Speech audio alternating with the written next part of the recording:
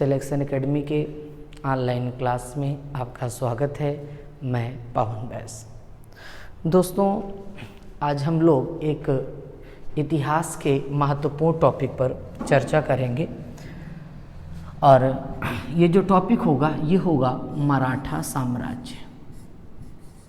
देखिए, अगर हम मराठाओं के नाम की बात करें तो जैसे ही हम मराठाओं का नाम लेते हैं ना, हमारे जहन में एक ऐसे समूह के विचार आते हैं जो बहुत ही सूरवीर थे, जो बहुत ही शक्तिशाली थे।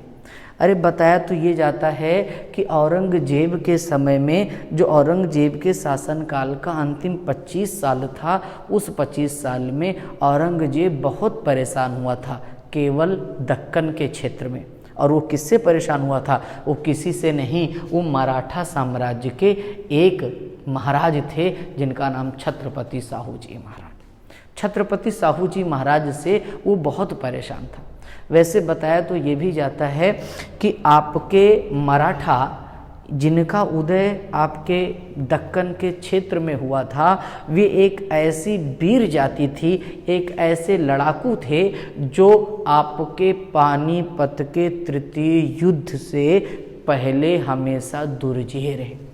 आप ऐसे कह सकते हैं कि आपके जब पानीपत का तीसरा युद्ध हुआ है तो उसके पहले तक मराठाओं को कोई नहीं हरा पाया, और ये पानीपत के युद्ध में, तीसरे युद्ध में ही मराठे हारे हैं। उसके पहले वो दुर्जेय रहे।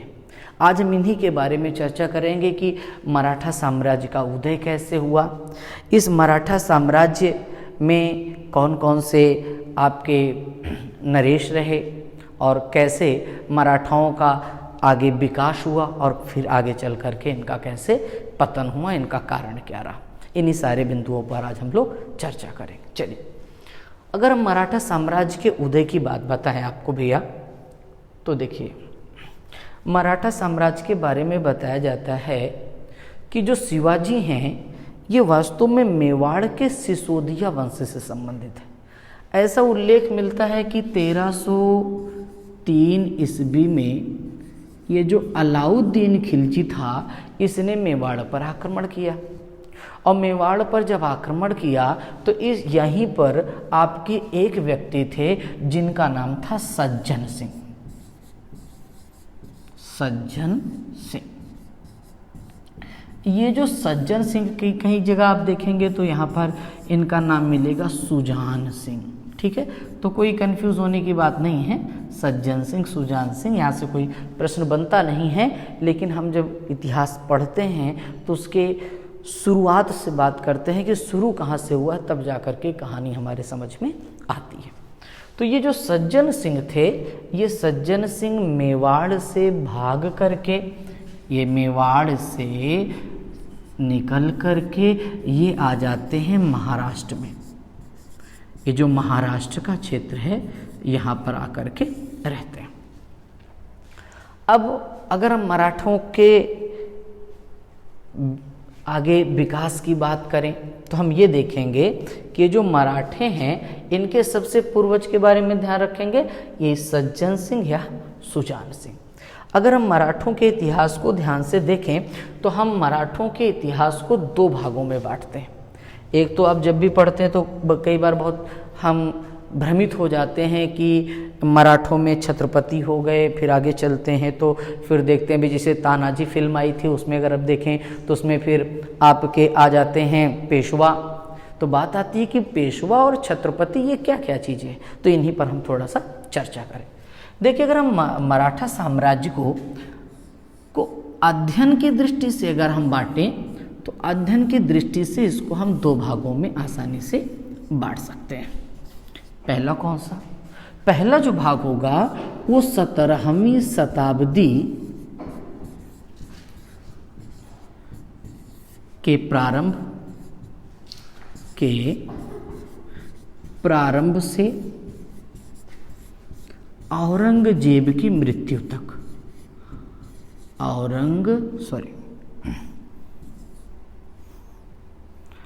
औरंगजेब की मृत्यु तक की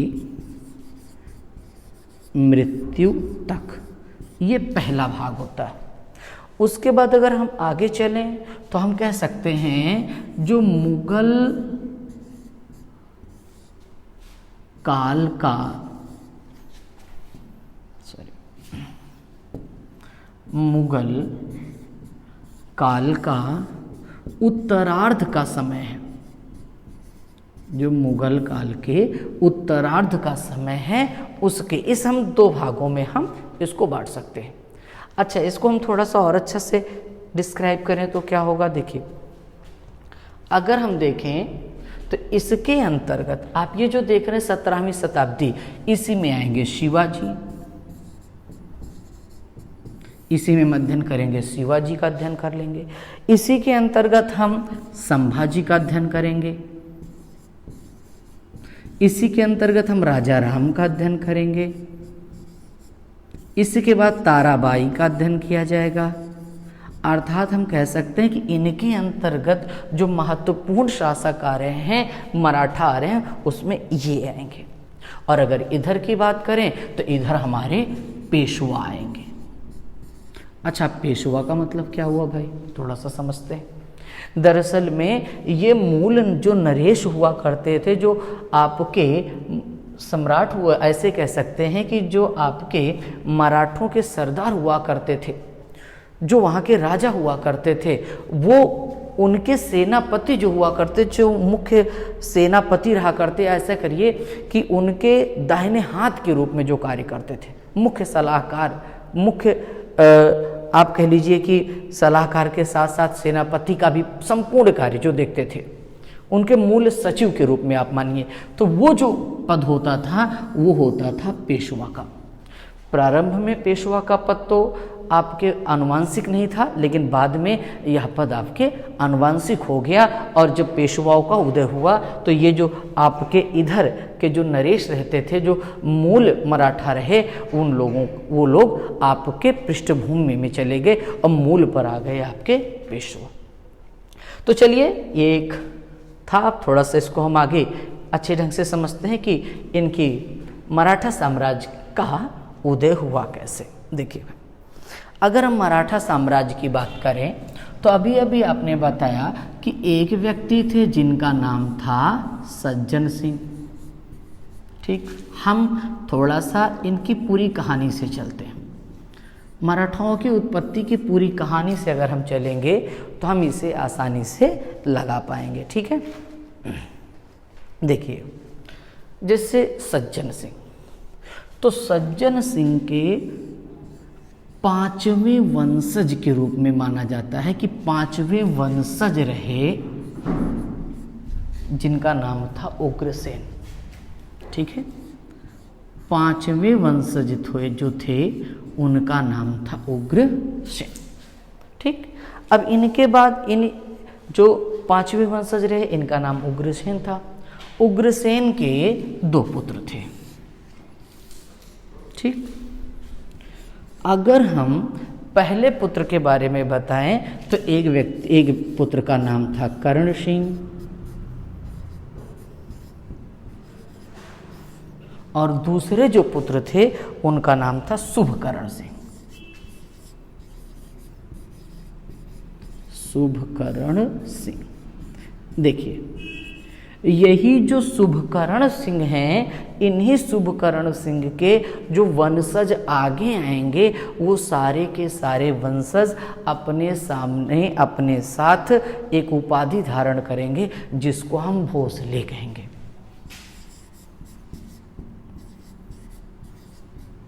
इसका मतलब क्या हुआ? इसका मतलब हुआ कि भोसले एक प्रकार की उपाधि थी और वह उपाधि किसकी होगी? शुभकर्ण सिंह के वंशजों की। जो शुभकर्ण सिंह का वंशज होगा उनके सबके साथ आपका लगेगा भोसले। ठीक है, चल आगे थोड़ा सा समझते हैं इसी में हम।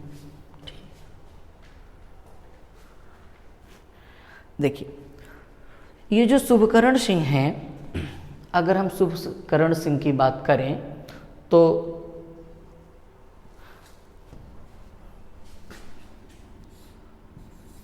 शुभकर्ण सिंह के पौत्र थे एक हैं पौत्र, इनके पौत्र भी, जिनका नाम था बालाजी भोसले। इनका नाम था बालाजी भोसले।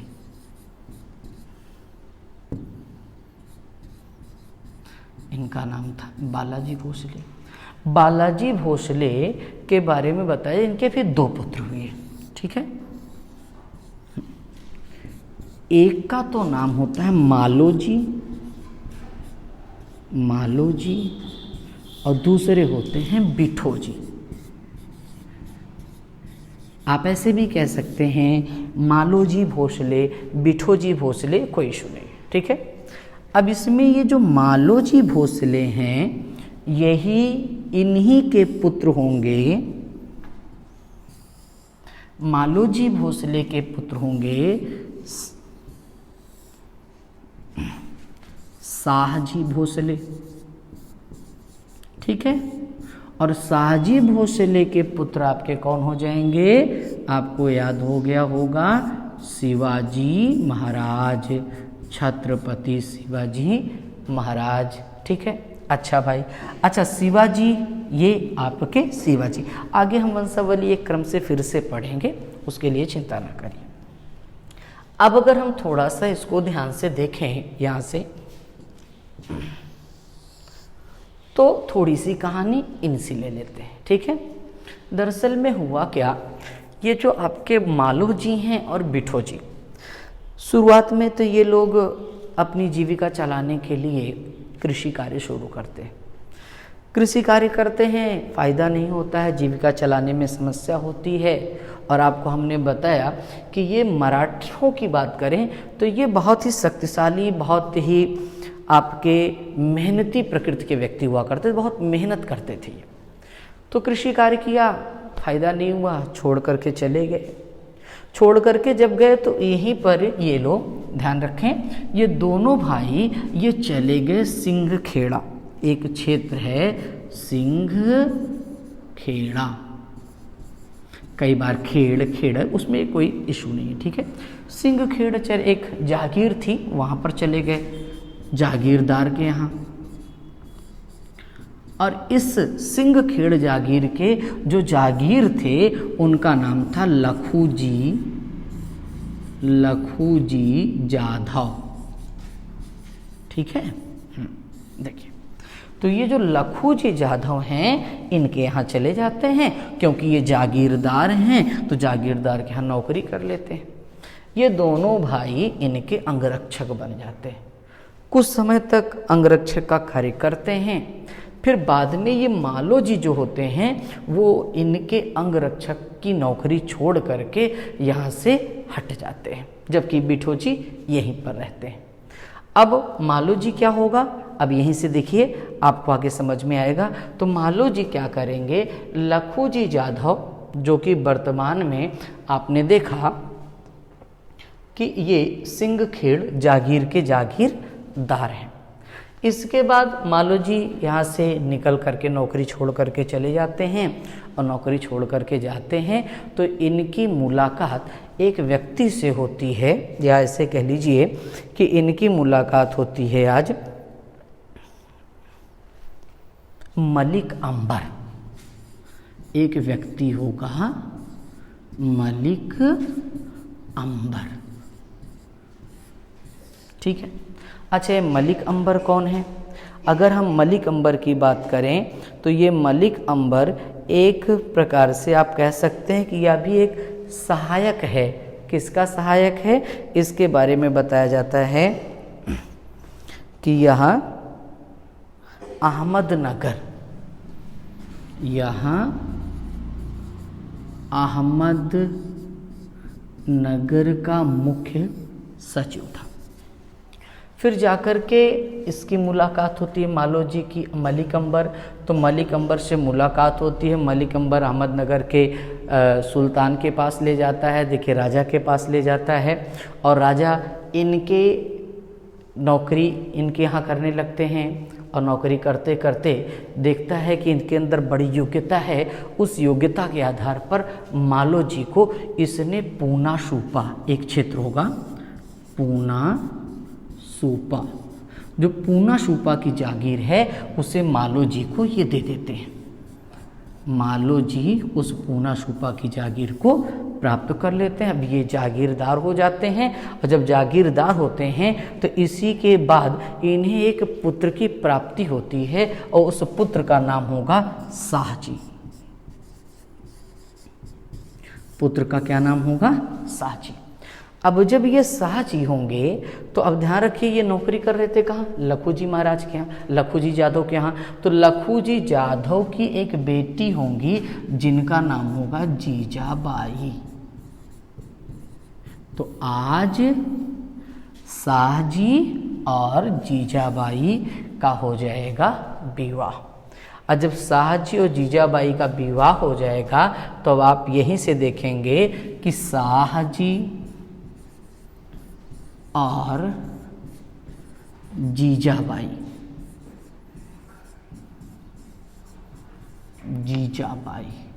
से जन्म होता है किसका? शिवाजी महाराज का।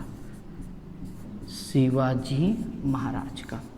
देखिए आप थोड़ा सा समझिएगा, ये जो शिवाजी महाराज हैं इनको हम मराठों के वास्तविक, या ऐसे कहिए कि मराठाओं का वास्तविक संस्थापक अगर हम कहें तो इन्हें हम कह सकते हैं। देखिए आप इतिहास पढ़ते हैं, इतिहास में आपको दो बातों का हमेशा जिक्र मिलता है कि इसके संस्थापक ये रहे, फिर आ जाता है कि इसके वास्तविक संस्थापक ये रहे। देखिए वास्तविक संस्थापक का मतलब क्या होता है? संस्थापक का मतलब होता है केवल स्थापना करना। उन्होंने किसी भी वस्तु, किसी भी संप्रदाय की स्थापना कर दी, लेकिन उसे चरमोत्कर्ष पर पहुंचाने का कार्य जिसने किया है वो होगा आपका कौन? वास्तविक संस्थापक। वास्तविक संस्थापक जब भी बनेगा आप देखेंगे तो अपनी एक राजधानी बनाएगा। जैसे अगर आप मध्यकालीन इतिहास की बात करें तो आज गुलाम वंश की स्थापना तो शुरू में आपके कुतुबुद्दीन ऐबक ने ही कर दी, लेकिन क्या वास्तव में कुतुबुद्दीन ऐबक आपका वास्तविक आपका था संस्थापक? नहीं, इल्तुतमिश को वास्तविक संस्थापक माना जाता है। तो जब कोई वास्तविक संस्थापक बनता है तो अपनी वो राजधानी बनाता है और उसे चरम पर ले जाता है, ठीक है, अपने विकास को चरम पर। तो चलिए देखते हैं, यही हैं आपके शिवाजी महाराज। अब हम थोड़ी सी कहानी जानेंगे किसके बारे में? आपके शाहजी के बारे में। देखिए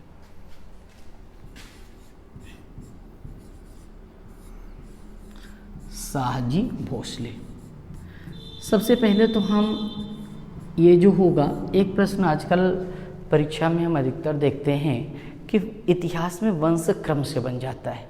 जो इनके वंशानुक्रम की बात करते हैं वहाँ से एक प्रश्न आ जाता है। कई बार आता है कि इसको आप सही क्रम में व्यवस्थित कर दीजिए, कई बार आएगा कि आप में इनका क्रम कौन सा सही है कौन सा गलत है, ऐसे करके प्रश्न आते हैं। तो इसको हम थोड़ा सा यहाँ से देख लेते हैं। अगर हम पूरी वंशावली की बात करें तो आप एक लाइन में हम आपको थोड़ा सा दिखाना चाहेंगे कि हुआ कैसे। देखिए मराठा आएगा, उदय। सबसे पहले कौन आ जाएंगे मराठाओं में? तो आप जान रहे हैं कि सज्जन सिंह आ जाएंगे या सुजान सिंह आ जाएंगे, ठीक है। सुजान सिंह के बाद कौन आएंगे? इनके पांचवें वंशज होते हैं जिनको हम उग्रसेन कहते हैं, ठीक, पांचवें वंशज हैं। उग्रसेन के बाद आपके एक आ जाते हैं इनके दो पुत्र होते हैं, ठीक। एक का नाम होता है कर्ण सिंह, अभी हमने आपको बताया भी था। दूसरे का नाम होगा शुभकर्ण सिंह, ठीक, शुभकर्ण सिंह। जो शुभकर्ण सिंह हैं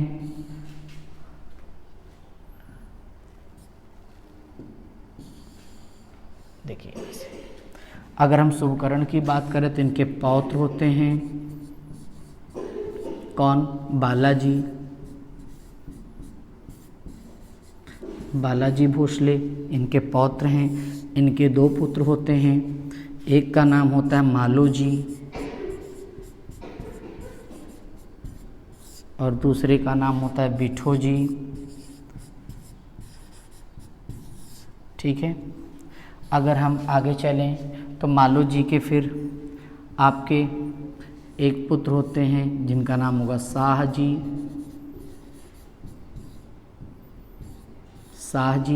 शाह जी के बाद इनके वंशज आ जाएंगे जिसको आप शिवाजी कह रहे हैं।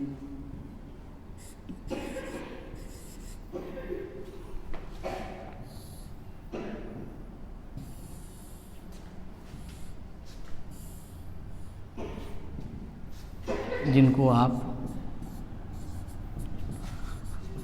शिवाजी कह रहे हैं। शिवाजी के वंशज आ जाएंगे संभाजी।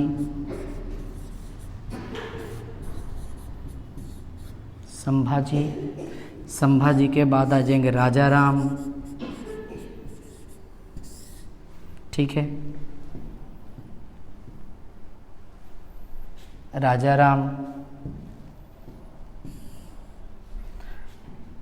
राम के वंश में फिर अगर राजा राम की बात करें तो ताराबाई।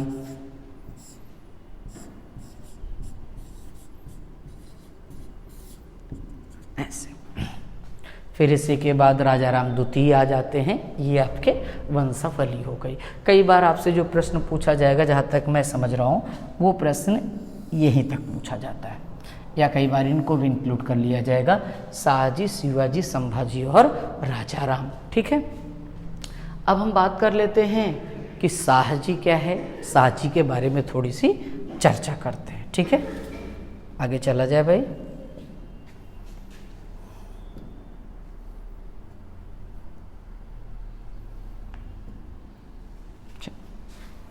अब हम यहाँ से चर्चा करते हैं शाहजी के बारे में। ठीक है, गर्मी बहुत है। अब अगर हम देखें तो ये जो शाहजी हैं,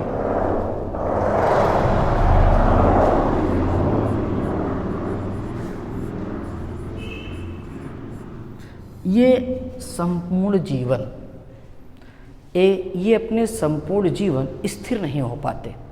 आप ऐसे कह सकते हैं कि संपूर्ण जीवन जैसे हुमायूं था, इधर उधर भटक रहा था, ठीक उसी प्रकार ये भी इधर उधर भटकते रहे। ठीक है, कैसे? यही कारण है कि ये भटकने के कारण कई बार ये आपके अहमदनगर के सुल्तान के पक्ष में आ जाते हैं, तो कभी मुग़लों के साथ चले जाते हैं, फिर कई बार आपके ये अलग हो जाते हैं, फिर इधर उधर चलते चलते आज स्थिति ये आती है कि ये एक साथ एक जगह नहीं रह पाते। यही कारण है कि शिवाजी के जन्म के पश्चात ये शिवाजी पर बहुत ध्यान नहीं दे पाते, और शिवाजी की सारी देखरेख की बात करें तो वो उनकी माँ और उनके दादाजी की बात करें, उन्होंने किया। ठीक है, जैसे आपको आगे हम शिवाजी वाले पार्ट में हम आपको पढ़ाएंगे। ठीक है, अगर शाहजी की बात करें तो मुझे लग रहा है कि वीडियो थोड़ा सा लंबा बन रहा है, तो चलिए ठीक है, कोई बात नहीं। शाहजी का कॉन्सेप्ट जो होगा हम अगले टॉपिक में ले लेते हैं। Okay, thank you.